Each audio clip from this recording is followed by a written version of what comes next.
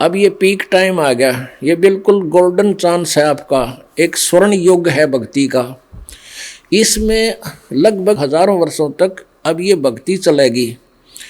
जो पाप आत्मा है नहीं मानेंगे वो नष्ट हो जाएंगे, मरते जाएंगे, चले जाएंगे, वो तो अपने 84 लाख योनियों में। आगे क्या होगा कि आप जी के घरों में ऐसी संतान आवेंगी जिनके पुण्य कर्म बहुत ही अच्छे होंगे, और कुछ ऐसे प्राणी हैं जो पार हुए नहीं और उनको ये ज्ञान याद रह गया, वो काल के जाल में आए नहीं, और फिर जब यहाँ से चलते हैं जो पुकार करते हैं भगवान हमारी रक्षा करो, हे भगवान हम तो गलत जगह आ गए, हमसे गलती बन गई, तो उनको परमात्मा सटोक रूप में रख लेता है अपने। यहाँ एक मिनी सतलोक है, एक राजदूत भवन कहते हैं ऐसे, तो वहाँ रख लेता है बीज रूप में सबको।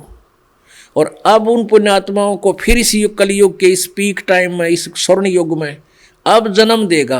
पहले आप जी को तैयार कर रहे हैं उनके आने योग्य, आपके खेत तैयार कर रहे हैं उस बीज को बोने के लिए। तो वो जो आएंगी वहाँ से सटोक जो परमात्मा का पहले का या कुछ यहाँ पर आए हुए हैं, जन्म लिए हुए हैं, तो ये सभी फिर आगे फैलेंगे पृथ्वी पर, और पूरी पृथ्वी पर एक सतयुग जैसा फिर पुनः माहौल होगा। आग लग रही है आजकल, माया माया, सारा दिन देख ले, किसी ने किसी ऑफिस में जाकर देख ले, किसी दुकान पर देख ले, किसी कोर्ट कचहरी में देख ले, बस सारा दिन माया की दौड़ लग रही है। और भाई ने भाई देख कर राजी नहीं, बहन भाई का प्यार रहा नहीं, पिता पुत्र का प्रेम नहीं रहा माया के, फिर कोई शराब पीता है, कोई कुछ करता है, कोई बकवाद करता है, सिनेमा देखते। आज मनुष्य का जीवन नहीं रहा मनुष्य वाला। इस ज्ञान से और परमात्मा के समाधान से जीव को इसे सुख देगा मालिक, सोच भी नहीं सकते। जो पहले हम सुना करते, द्रौपदी का चीर बढ़ा दिया, पुण्यात्मा समय को नहीं तो 2 घंटे सत्संग और करूँ जब ये सारा लिंक लगे, लेकिन समय आने पर फिर बताएंगे।